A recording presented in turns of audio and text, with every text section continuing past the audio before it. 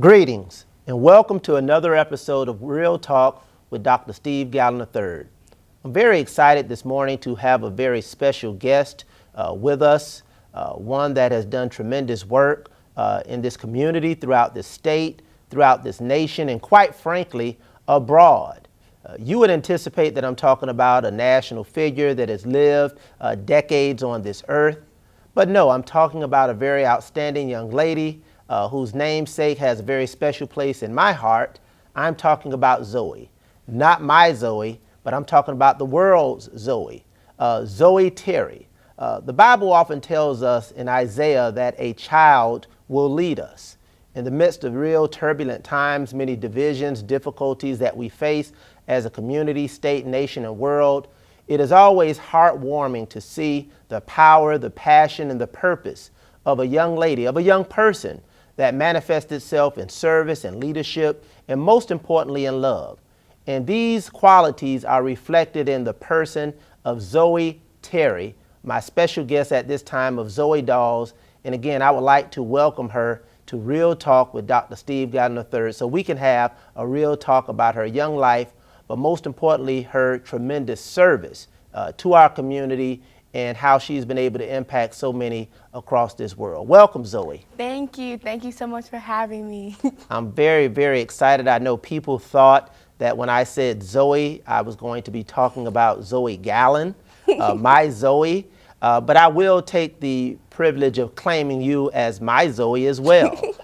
You've been the Zoe of this community. You've been the Zoe of this state. You've been the Zoe of this nation. And right now, you have been the Zoe internationally. So I'm sure that there are millions who can claim you based on your presence, your purpose, your passion, and your impact in terms of what you started out years ago. I'm not going to give away your age at this time, but I think you've just had a birthday most recently. I know I'll give it away. You're sweet 16, so you've not lived the decades that many of us who have not done a fraction of what you've been able to do in a very short period of time. So who is Zoe Terry? Tell us about Zoe Dolls, and how have you been able to, for many years, to make a tremendous impact in our community and quite frankly in our world? So I'm Zoe Terry. Yes. I'm 16 years old. As you said, I turned 16 October 19th. And I'm the CEO of my nonprofit organization called Zoe Dolls that I started when I was 5 years old because I go to a predominantly white institution where there's not a lot of girls who have the same skin tone as me, the same hair texture as me. There's not a lot of black girls, black kids at my school. And I was bullied because of the color of my skin and the texture of my hair. So I wanted to find a way where I can empower and inspire girls that look like me and that have the same skin tone as me, the same hair texture as me, and just let them know they are beautiful just the way they are. And I was 5, and I loved playing with dolls, and I only had dolls that reflected my image, and I had the same skin tone as me and the same hair texture as me. So it was important for me to give out dolls that look like girls that look like me, and to let them know that there's beauty within their doll, so therefore there's beauty within themselves. And just asking people to donate new black dolls of color so it can give out to girls all over. And since starting Zoe Dolls, I've given out over $50,000 to girls all over. I've spoken to over 30,000 girls. I've expanded Zoe Dolls to include chapters in Georgia, Mississippi, Texas, New York. I've given out dolls in Haiti, Africa, the Netherlands, Jamaica, India, London. I'm just trying to make sure I got all the places internationally as well. And I do speaking. I have my own book that tells the journey of our created Zoe Dolls. I have my own merchandise line that includes sweatshirts, shirts, wristbands, and we're coming out with hats as well. And I just love doing Zoe Dolls and helping the community. And I also have a podcast called POV with Zoe, and I'm working on my first doll line right now. Oh my God, and you just turned 16. Yes. I nailed it when I said people who have lived decades have not done a fraction of what you have done in your very short period of time. And again, the motivation and the inspiration for Zoe's Dolls is really one that epitomizes a degree of nobility. It was about empowerment. Yes. And we deal with a very sensitive nation at this particular time, that many people that believe that it's an either or rather than a both and. meaning I can believe in who I am, I can advance my culture, I can speak about empowerment. That does not mean I'm against anyone. Yeah. Okay, I'm against anyone. And I think your initial inspiration was about empowerment in terms of being in an environment where you did not see the images, you did not see a strong reflection of who you are.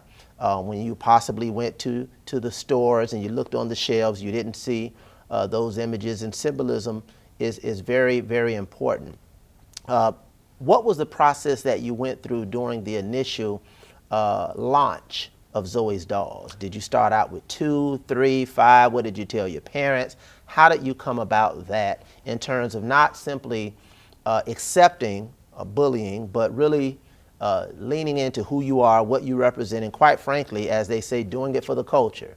Okay, how did you start that particular process? So currently, like, I was at Miami Country Day School, where the school was not a lot of kids that looked like me. So when my mom found out that I was being bullied, it was important that she immersed me in with people who look like me and have me in activities where I can see other girls doing great things who look like me. So I was in tennis at Pepper Park, playing tennis. I was in aerial. She brought me books that had Read of My Black authors that featured black girls. She was putting me in different activities where I can see my beauty. And that was like how I got it started. Well, I couldn't start an organization and not have confidence in myself. So I really had to work on my self-love and learn how to love who I am and my skin and my hair. And before I went on to help other girls. So that was really important to my mom and my family to make sure that I had self-love. And then Zoe's Dolls. So it actually started because another reason why it started is because my mom used to make me give away one of my Christmas toys every year on Christmas to a kid in the shelter. And the year I was bullied, I was like, Mom, what if we do something else? Like, I don't want to give away one of my Christmas toys. What if we can do something different? I was like, can we go out and buy a whole bunch of new black dolls and give them out to girls? And she was like, Zoe, I'm not buying 200 black dolls to give out to girls. You asked her for 200? Yes, I asked her to buy You swung for the fences, yes, huh? I mean, I went big. Either go big or go home. There you go. There you go. I was like, Mom, can we just go out and buy 200 dolls and we can give them out to girls? And she was like, I'm not doing that, Zoe. And I was like, why not? And she was like, there's a different way we can do this. And she said, we can set up donation boxes. And I was like, she said, you could talk to your school, ask your classmates to bring in black dolls. And that's what I did. So I went on like my little patio at my school, and I spoke in front of all my classmates. I was like, hi, my name is Zoe, and I'm collecting black dolls. Can you guys please bring some in for my doll collection? And this was a predominantly white student school, population. yeah. So you're asking a white student population for black dolls. Talk about that. Continue. Yeah, so that was a lot of them like black dolls. Like I think like they weren't aware like the lack of black dolls in the store. So they were like, black dolls, I can't find any black dolls. So some of them would just bring in white dolls. And I was like, we need black dolls. They're not white dolls, we're giving out black dolls, so we need black dolls. And I was like, you really have to look. And I'm like, that's a problem. There's not a lot of black dolls on the market that are representing the true authenticity of a black girl.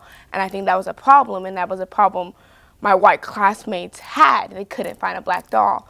And talking to them, they were really shocked. They were like, why are you collecting only black dolls? And I was like, because I'm a black girl, and I want to empower myself as well as other girls that look like me.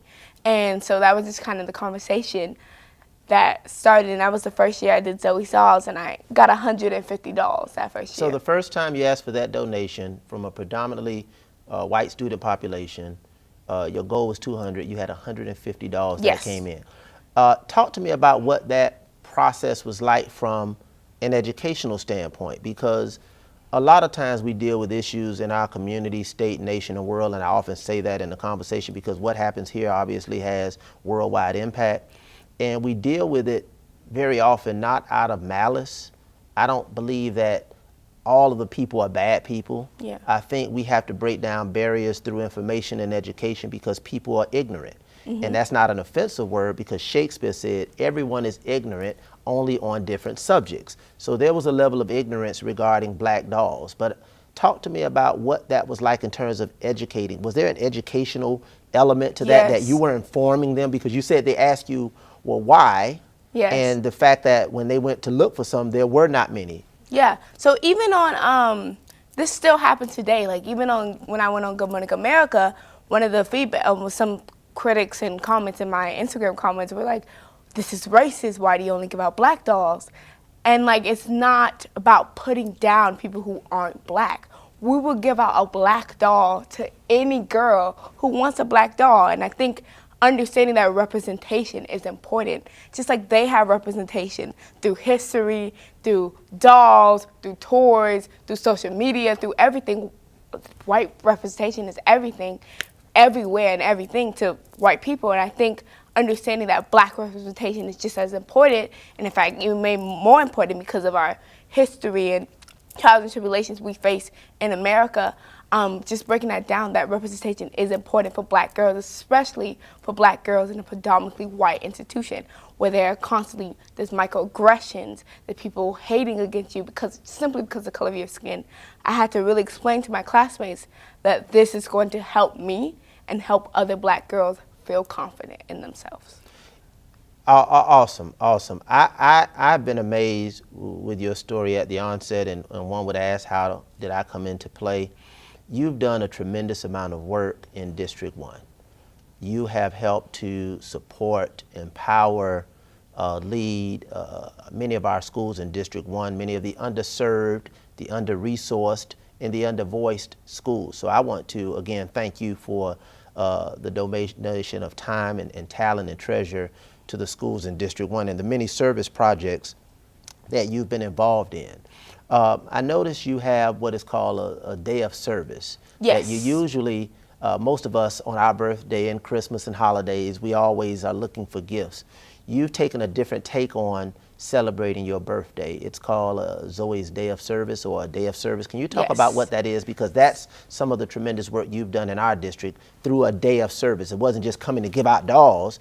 That's important, the symbolism. I was actually in a doll box that I still, that's one of my prize pictures. But talk to us about the day of service that you've made a commitment to do consistently. And I think it's on your birthday, if I'm not mistaken. It's October 19th every year, which is my birthday.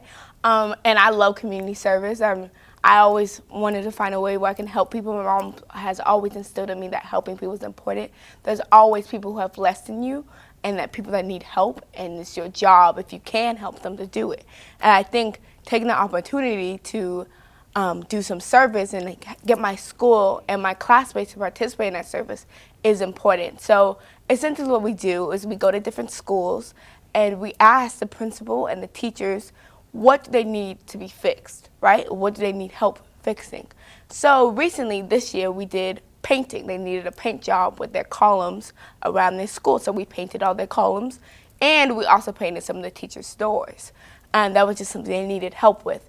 And then we did a whole big field day for the kids, because I'm in school. I know school can be extremely stressful for kids, and it could be a lot of hard work just with testing and everything. Like, it could really be draining, mentally draining, physically draining. Yeah, but I would say draining too, like maybe a little bit boring as well, but I think it's mentally draining too, especially with all the factors combined in this world with social media and everything. Like, schools can be draining as well. And I think it was important for us to give the kids an outlet and just to let go for a day and just have fun and do rock climbing, slide, anything they want to do. Just have fun doing, get their face painted, like just have a really fun, free day for them to just let loose and have fun. And all the kids really enjoy it. The teachers enjoy it. They get to let loose for a day, get on a slide, rock climb. We had some teachers. I had raced a teacher coming down the slide on like this obstacle course slide thing. She raced me.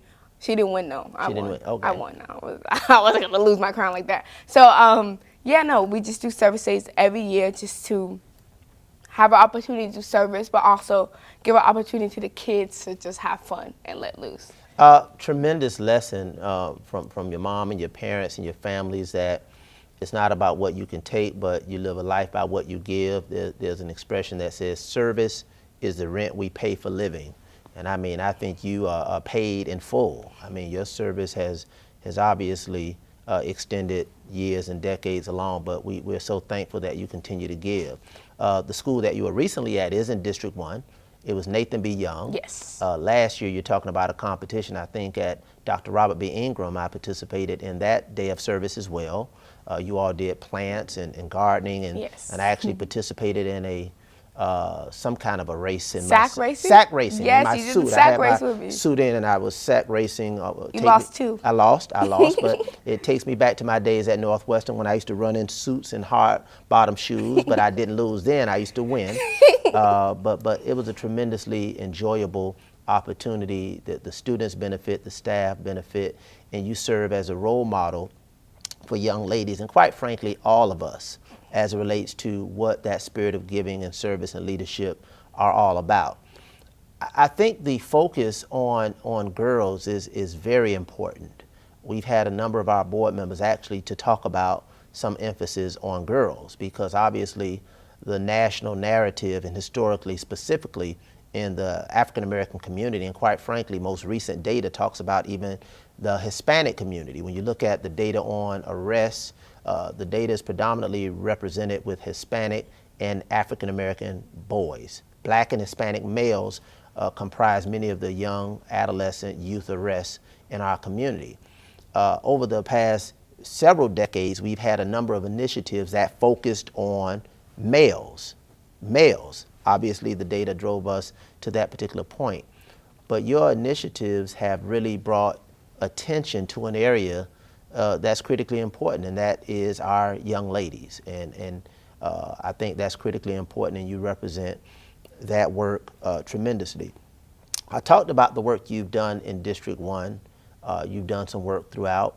Talk about the work that you've done abroad. And I'm intrigued by that, and I don't even know if I want to give a confession. You're much more of a world traveler than I've been in my over 5 decades of living. I mean, you have been places, and you have literally been on missions, no pun intended, to do the work of Zoe's Dolls. Talk to us about your international work. I want to start with Haiti. Haiti is having tremendous challenges right now, continuously have had challenges, but you have actually gone to Haiti. So let's start with that. What was that like, and when was that? Oh, so I've never been to Haiti. I went to Africa. Africa. Yes. So I went to Africa when I was, I want to say, 6 years old, and that was another one of my inspirations for starting Zoe Dolls. We saw a lot of things that were really sad, like a lot of kids didn't have toys, a lot of black girls didn't have dolls. Like, it was just, so we always donate to Africa. I haven't been able to go recently just because, like, flights and everything in school. So it's been kind of hectic for Africa. But I recently have traveled to India. I went to India in April, and that was an experience because I've never been to India, and we give out dolls and books to orphanage.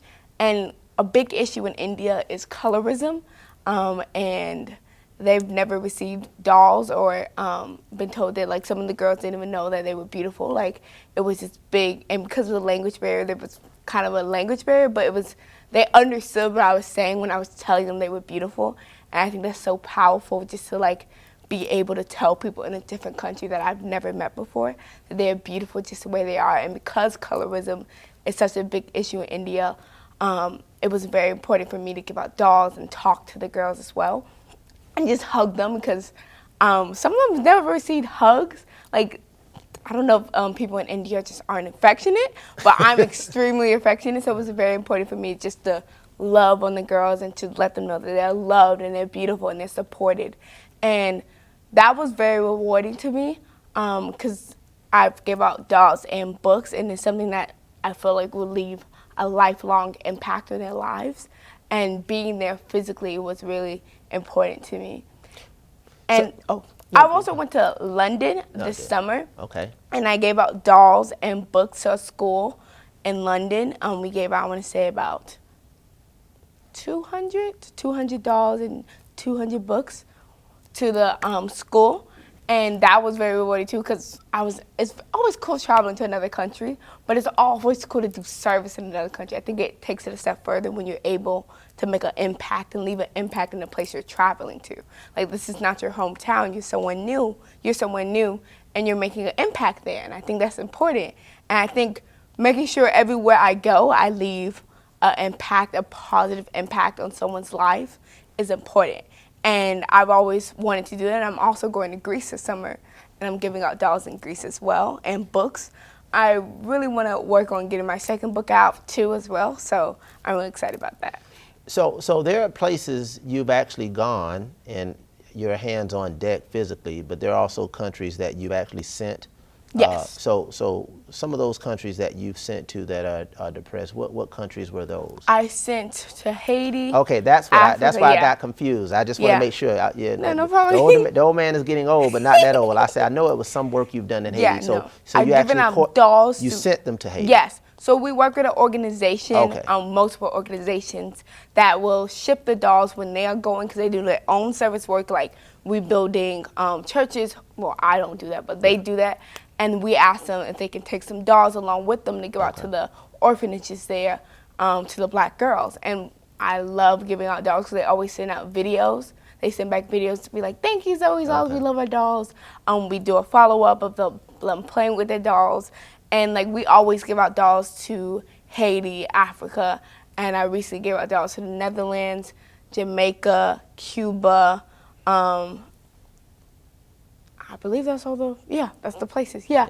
And it's always just really impactful just to see the smiles on other little girls' faces who are abroad.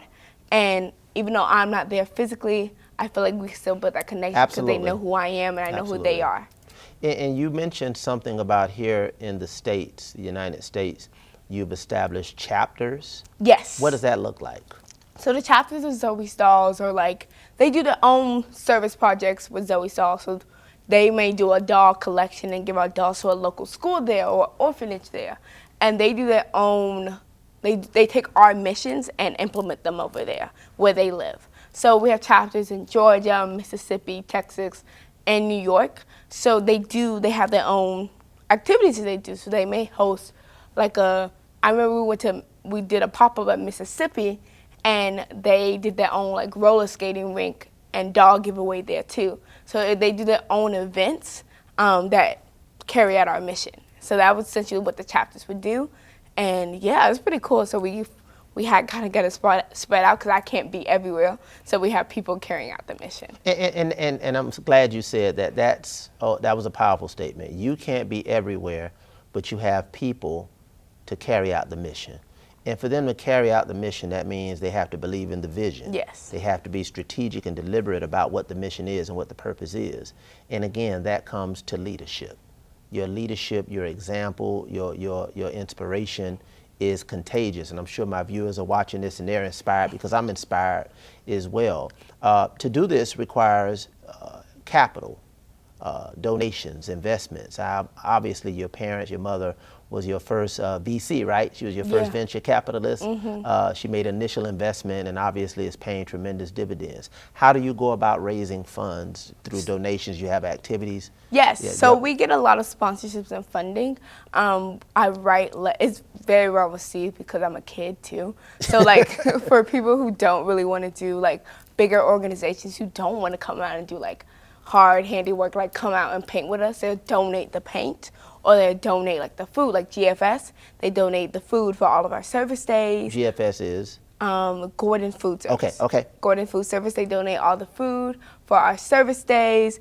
We get donations from OLCDC. They sponsor some of our events as well. That's the Opelika Community Development Opelika Community Development Center. And we just get sponsors from all over. My mom helps me write grants. I'm not the best grant writer, but she kind of does it for a living because she kind of gives me a little help with that. We write grants to organizations to gain funding for some of our events. One of our sports teams has been supportive, correct? Yes. Miami Dolphins? Yeah, Miami Dolphins. Yeah, I want to, come on. Okay, Come on. They won the other night. Give them a shout out. I mean, I'm not a big football fan. Neither am I, but I know the service aspect. So Miami Dolphins does always donate. They came out to 2 of our service events, a couple of them actually, but with a club they came out to 2 of them, where they brought an obstacle course, they provided food as well for the kids.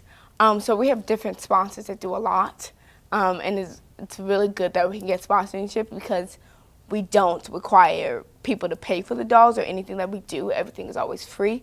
So to put it on, we always need the sponsorship and funding. Yeah, I've launched a couple of initiatives throughout my career, most recently in District 1 with our faith-based community in terms of adopting a school. And I often say, we're asking for your time, your talent, and or your treasure. So if you have time, donate your time. Yeah. If you have a talent, donate that. If you don't have time or a talent, write a check. Okay, donate your treasure. And I think when I look at the activities of Zoe Dolls, you're hitting all three boxes. And with your classmates, your schoolmates, I've come out to events. The image of diversity that you have there. I mean, you have students from all walks of life, students who have some degree of privilege and influence. But they have a spirit of giving, and again, that is a part of your leadership for them to be willing to come out, roll their sleeves up, dedicate their time, paint, clean, wash, plant, play, all of the things that they do with the students in our underserved communities. And again, you've done tremendous work in Opalaka, which is in District 1, and I've always been very pleased and inspired by that. We've talked a lot about your service and your work. Talk to me about what it is in the life of Zoe being now a teenager at the age of 16. How do you balance school life? Are you involved in any extracurricular activities? Do you have any favorite television shows? What is life like as a young person? How do you balance that? Because you're still 16. Yes. So I take a whole bunch of AP classes as well. I'm in 3 APs and 2 honors classes. Three advanced placement courses. Yes. I always say that because we know what they are. Some of our viewers may AP. Advanced placement courses are higher than honors. So you have like honors, level. then you have advanced placement courses that are college level courses. Yes. That if you are successful in the course and or the test, you get college credit. Yes. So you're in 3 of those courses. Yes. Okay, keep going. And then I'm also a swimmer for my swim team at Miami Country Day School. And I have friends too, so it's a lot to balance sometimes. But I will say my school is very lenient when I have to do speaking engagement, dog giveaways. They'll give me the time off without penalizing me for any missing work. My teachers are very understanding. But you have to make up the work. Yes, I do have to make up the work. You have to make up the work. But I won't get if say it's late, they'll give me an extension. Yeah. So they're very lenient with that, and as well, my teachers are very understanding. My friends are very understanding because I'm not able to go out with them all the time because I'm doing Zoe Saul's work, and they understand that I have things I have to do with Zoe Saul's that I can't always make the commitment to go hang out with them. So they're very understanding with that, and just balancing that I think I've gotten a lot better. I used to be really bad at it, I'm not even gonna lie. I was really bad at balancing my school life, my friends, and Zoe Saul's. It was a challenge for me. I didn't really find my footing yet, but I think now that I have my footing, I'm able to communicate how I'm going to do things and have a plan of how I'm going to get everything done. So then I can go hang out with my friends, go swim, get my work done for my actual classes, do all of that. And I think once you find your footing, it's not impossible to do. I think a lot of younger people and older people think, oh, why are you doing this? You could just be taking your classes and not worrying about this. But I think service has always been important to me, and I'm not just going to give it up just because it's hard. Just because something's hard doesn't mean you can't do it. So I think... Say that again. Just because something's hard doesn't mean you can't do it. It may be demanding, but not necessarily hard either. I mean, you just have the bars of inspiration. I mean, if we give you a microphone and a couple of beats, I mean, you have the bars to inspire. I mean, just because something is hard doesn't mean you can't do it and doesn't mean you shouldn't do it. Do you keep a calendar? Yes. So my mom we have a family calendar. Okay. It works pretty well, but since I can't drive yet, so I do have to have someone take me everywhere. Yeah. So they have to know where I'm going. So we have a family calendar where we put all the events, everything I got to do, my nail appointment, my hair appointment, my speaking engagement, so we always giveaway, everything's on the calendar. Okay. So everyone knows when everything is happening. It also helps us stay organized so we're not late or we don't miss anything that I have to do or that they have to do, and we're not. overlapping with events. So you don't drive yet. Have you taken, you got your restrictions? I do have my permit. I don't have my driver's license though. I got my permit last year. At 15, right? Yeah. At 15 yes. in December, but I didn't get it in October because October's like super busy with Zoe's all stuff. So I just waited till December to get it. So I get my license. Hopefully, we're not gonna jinx it, but hopefully December 6th. Yeah, you don't drive yet, but have you sat behind the wheel of a car? Yeah, no. You know how to drive? Yeah, I know how to drive. Oh, you just don't have your license Yeah, like yet. my mom has to stay in the car with me. Okay, but you don't. Okay, so Yeah. you do know how to drive. Yeah. Okay. Favorite television shows? Oh, okay. I think my favorite, I don't watch a lot. I watch a lot of movies. Okay, favorite movie? Okay, my favorite movie. Or series. Now Okay. it's series now. It's series now. I really like Hunger Games. I love the Hunger Games. The book was, I only read one of the books. Oh, and I love Twilight. Twilight's probably one of my favorite Okay. movie series. It's like it's the vampire one. It's really good. You should watch it. It's really good. But is it something that you keep watching over and over again? Yeah, like it's a comfort movie. I feel like I Okay. can, if I'm stressed or need to relax a little bit, turn on some Twilight and make some popcorn or eat some snacks or something, and it like kind of relaxes me. And then also just like spending time with my family, my friends is very relaxing and kind of like a little getaway. And TikTok, I'm not gonna lie, TikTok, I'm always on TikTok. Okay. I love TikTok. Favorite foods? Okay, my favorite, I love conch salad. Conch salad. Oh, God, yeah. I love conch salad. It's my favorite. I had some yesterday. It was so good. Yeah, with fruit? No, no fruit? No fruit. No. Pure conch salad, the real conch salad. Yeah, I don't do fruit. White or red? White. White. Oh, that's the real conch salad. Yeah. Okay, that's what I'm talking Yeah. about. I love conch salad. Okay. And I love conch fritters. And I love rice. I love rice and Like shrimp. rice? Okay. Yeah. And shrimp. Yeah. What kind of music you listen to? I really like R&B.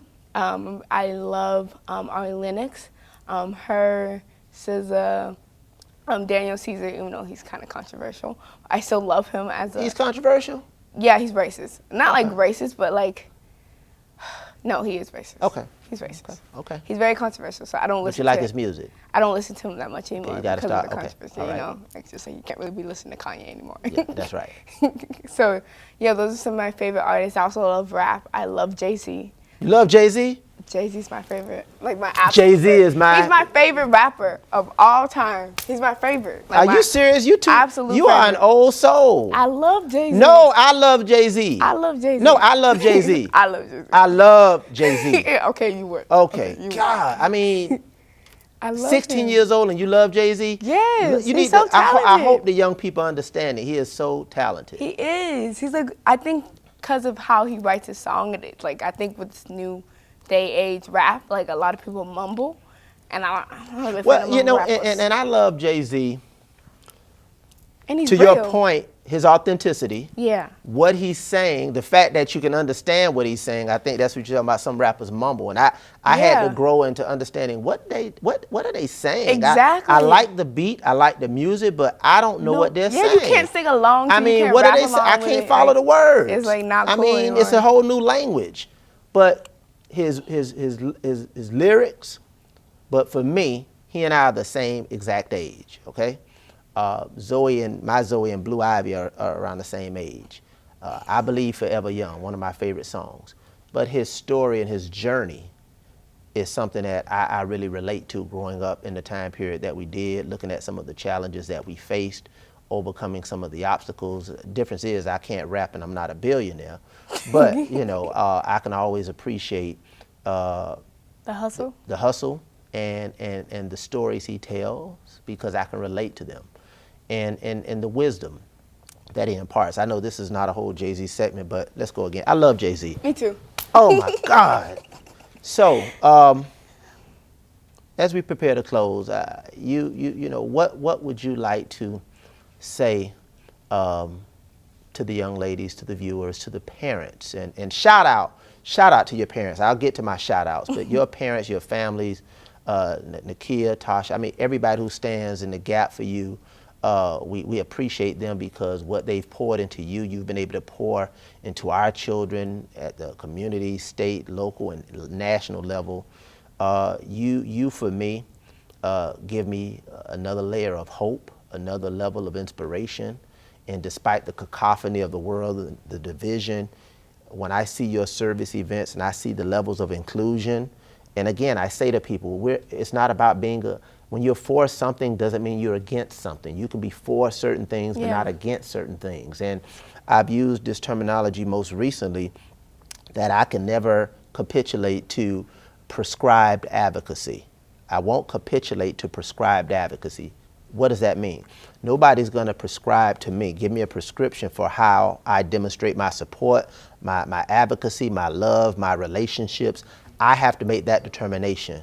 And when I look at what you're doing through your service projects and the people who are there, you really give me hope and inspiration for what this community, this state, and this nation can be and must be. And it can be and it will be with young people like you. So give some parting remarks to my viewers, whether they're parents, whether they're, well, let's start with the parents. And I definitely want you to go to the young people, but I want you to say something to the young black girls and young girls of color. So to the parents, I think I would say just please support your child. Like even support their dreams, support what they want to do. I think if your child has tenacity and the will to do something positive in the community, they're not too young to do it. And I think that's important, just to make sure you're not too young to do it. And just know that you're not too young. And I think a kid, to any little black girl or girl out there or any young person out there, just know you can do anything you put your mind to. No matter how young, how old you are, it's never too late to start doing service or to continue on with your dream. It's never too late to start or to begin. Like, it's never too late to do any of that. And I think it's important for people to know that you can do anything you want to do as long as you're dedicated and you put your mind to. And don't be afraid to ask for help. You're going to need help along the way. You're not going to get it the first time. You're going to fail. You're definitely going to fail. Everyone fails. Like, you're not perfect. Every human has flaws, and it's okay. You just learn from the flaws and learn how to deal with it. I think that's important for people to know, that it's okay to fail. Just get back up again. You just have to keep going and have the tenacity to get back up. And yeah, and just love who you are. Don't let anyone tell you that you can't do something, and love what you're doing and who you are, and love the person you are becoming. How can people find out more about Zoe's Dolls? Your website, your social media, what information you want to give to them? So our handle for Zoe's Dolls on Instagram is at Zoe's Dolls, ZOESDOLLS. Our website is www.zoesdolls.com, which is www.zoesdolls.com. And on Real Talk with Dr. Steve Glallon III, I always end my show by asking my guests to give a shout out to someone or someones. So you're not going to be any different. Who would you like to give a shout out to? So I would like to shout out to my mom, Nakia Bowling. Thank you for being so supportive of everything I do. To my godmother, my grandmother, thank you guys for always constantly supporting me, listening to me when I'm in trouble, everything. I love you guys. I love you all. Thank you to all the little beautiful black girls out there as well. You guys are beautiful. Thank you for allowing me to come into your life and give you a doll. I appreciate it. Always know that you're beautiful and that you're loved. I appreciate every one of you guys. Thank you. And I want to give a shout out to Zoe Terry. And on behalf of my show, I want to give you a happy birthday token. Thank you. Happy birthday, Zoe Terry, sweet 16. I saw some of the images on social media, but this is just my token of expression. Wishing you happy birthday. I'm not going to sing, but again, I want to thank you for all that you do. Thank you so much for having me. All that you have done and all that you continue to represent. May God bless you. May God keep you, love you, peace, love, and light. And this concludes another episode of Real Talk with Dr. Steve Glallon III. And with Zoe Terry today, it's been real.